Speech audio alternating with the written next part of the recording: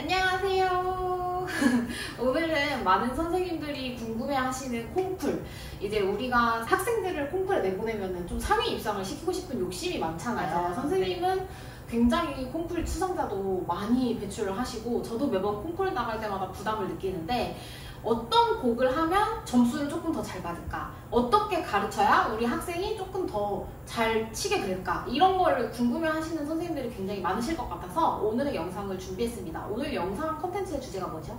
네, 오늘은 콩쿨 심사자분들을 모시고 콩쿨 심사위원 눈으로 봤을 때 학생을 어떻게 평가하는지 그 부분을 이야기해 보도록 하겠습니다. 오늘은 특별 게스트가 있어요. 정말 콩쿨 심사를 많이 하고 계시고 비교가 안 되죠. 아주 활발하게 활동 중이신 저희 이화 브릴란테 앙상블의 고문이시자 아주 대표이신 교수님이 서영미 교수님이 특별 게스트로 출연을 해주시겠습니다. 우와!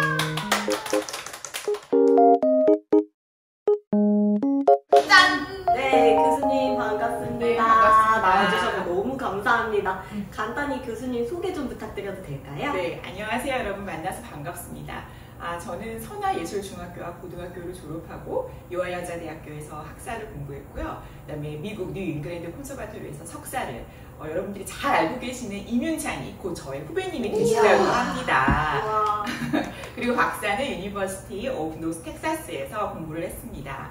그리고 이화여자대학교하고 그다음에 숙명여대, 그리고 국민대, 명지대, 협성대 등 그 대학교에서 학생들을 가르쳐 왔고요. 현재는 숭실대학교하고 그다음에 삼육대학교에서 학생들을 가르치는 교육자이자 그리고 피아니스트로서 활동하고 있습니다. 네, 너무 대단하신 경력을 가지고 계신 맞아요. 교수님을 저희가 모셨습니다. 또한 이제 저희 에피 단원들이 모두 이화여자대학교 피아노 교수학과 대학원을 졸업을 하였는데요. 거기에서 또 이화 브릴란테라는 연주 단체가 있어요. 그 연주 단체에 지금 대표님을 맡아주고 계신, 그리고 지금 많은 콩쿨에서 심사도 하고 계시는 그런 교수님이십니다.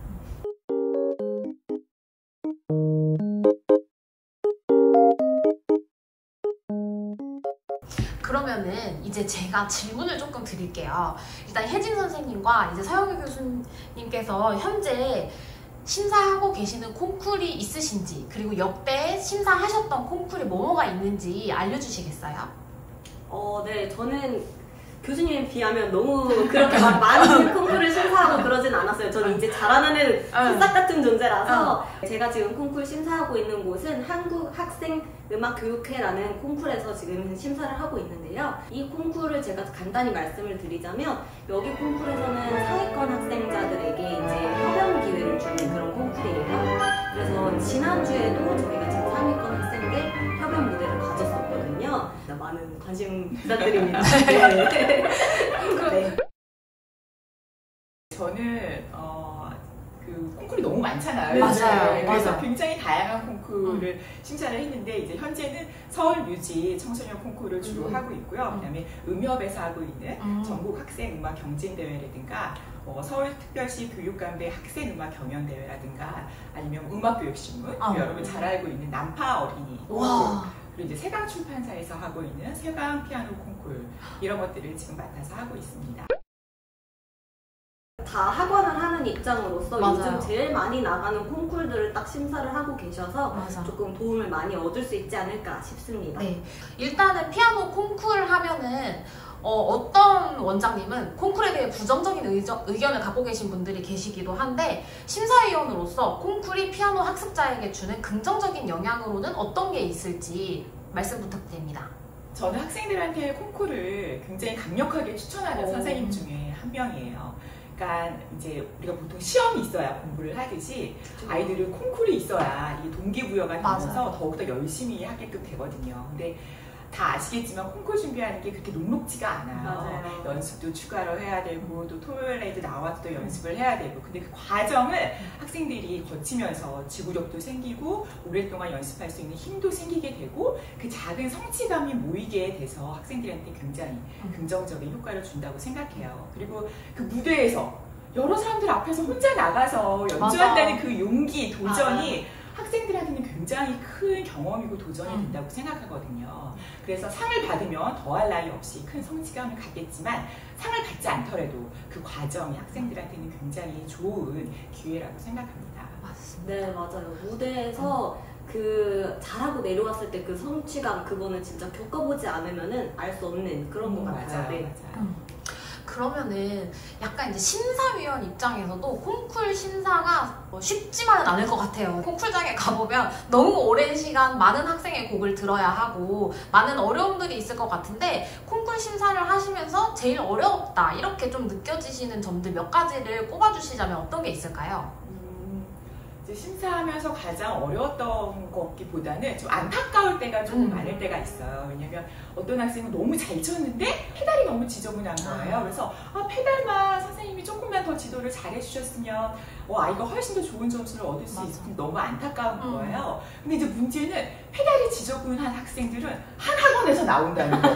원장이 같은 경우가 너무 많아요. 그러니까 그 원장 선생님이 페달을 이제 중요하게 생각하지 않아서 그 학원에서 나오는 학생들이 이제 페달이 조금 미숙할 때가 그런 경우 굉장히 많아요. 또 어떤 학원은 아티큘레이션을 약간 조금 소홀히 지도를 해서 그 학생 다 잘 치는데 정말 아티큘레이션만 조금만 더 정확하게 지켰으면 훨씬 곡의 완성도가 높을 텐데 저런 건 정말 아쉽다. 이런 것들이 조금 어려운 것 같아요.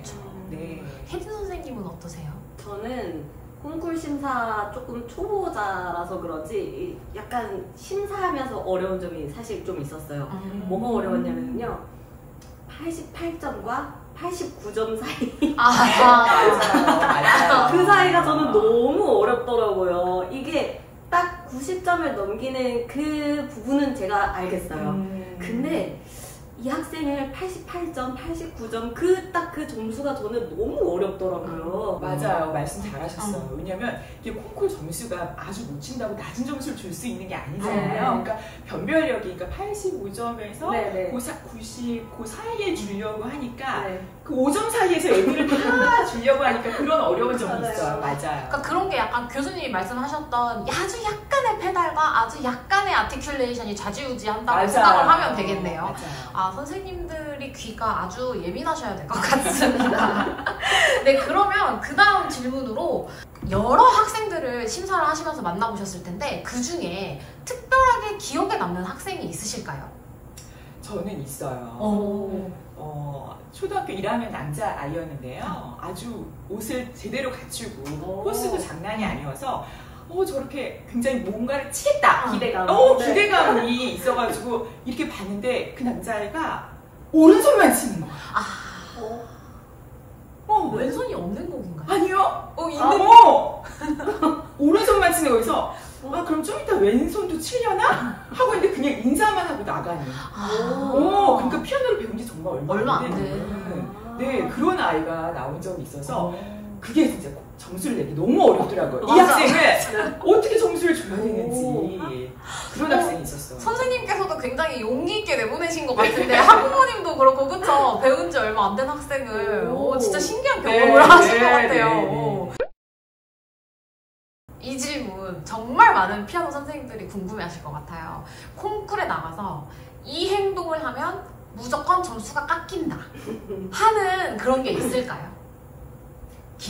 저는 진짜 개인적으로 저는 딱 하나만 꼽으라고 한다면은 저는 자세를 좀 중요하게 생각하는 편이에요. 무대에서 걸어 나오는 때부터 걸어 나오는 자세, 그리고 어딜 봐야 되는지, 절대 손 먼저 올리지 않기. 저는 이걸 좀 많이 중요하게 생각을 해서 이제 잘 차분하게 얼마나 떨리겠어요 무대에서. 근데 그 긴장된 상태로 정신없이 시작을 하면 되게 아이들이 다른 위치에서 시작해서 쳐버리는 친구들이 많아요. 이때까지 열심히 연습을 했는데 치다 보면 막 시작을 잘못한지도 모르고 막 건반이 모자라고 막 그러기도 하잖아요. 그래서 저는 진짜 처음 시작할 때 그 자세라던가 그 준비 과정 거기를 너무 중요하게 생각하는 편이에요. 들어오자마자 이렇게 손부터 이렇게 치는 친구들 있잖아요. 앉기도 전에 손부터 막 이렇게 치는 친구들, 그런 친구들은 저는 좀 아무래도 아무리 연주를 잘 하더라도 조금 좋은 점이 감점 요소가 있나요? 저는 그렇게 되더라고요. 서영미 교수님께서도 그러신가요? 저도 네, 저도 여기 의견에 굉장히 동의하는 편인데요. 이제 보통은 그 감점을 당하는 요인이 이제 음악적인 요소 때문에 감점을 당하는데 행동은 사실 다리를 꼬고 치는 경우가 꽤 많아요. 네, 그것도 학원 출신이니까 그러니까 선생님이 그걸 이제 저를 가르치지 않으시거나 거기에 대해서 신경을 못 쓰시거나 그럴 경우가 많은데 다리 꼬고 치는 거는 점수를 저는 감점을 합니다.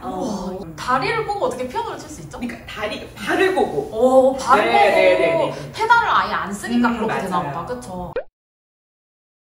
그 다음은 이것도 많은 선생님들이 엄청나게 궁금해 하실 거예요. 이렇게 하면 콩쿨에서 좋은 점수를 받을 수 있어요 라고 하는 약간 같은 곡을 치더라도 점수를 1점이라도 더 주게 되는 그런 기준점이 있으신지 궁금합니다.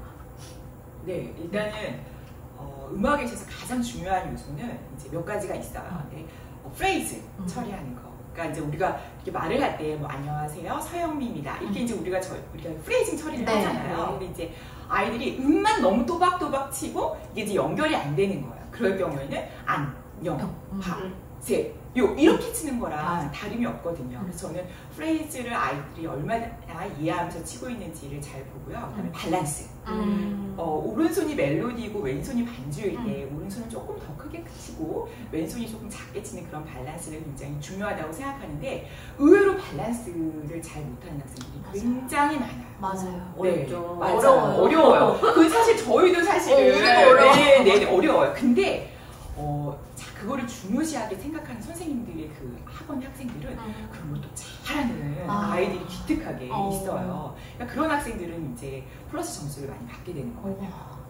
그럼 혜진 선생님의 기준에서는 또 어떤 점이 저도 있을까요? 비슷해요. 저도 똑같고요. 특히 밸런스 같은 것도 진짜 아이들한테 레슨할 때 아이들이 이걸 너무 어려워하잖아요. 그래서 나눠야 된다고 나눠야 된다고 막 이렇게 얘기를 해요. 이 손은 다른 손이고 이 손도 다른 손이고 이렇게 해도 사실 아이들이 어려워하는 거기 때문에 그것도 어렵고 조금 즐겁게 연주하는 사람들은 보는 사람도 즐거운 기운을 느끼잖아요.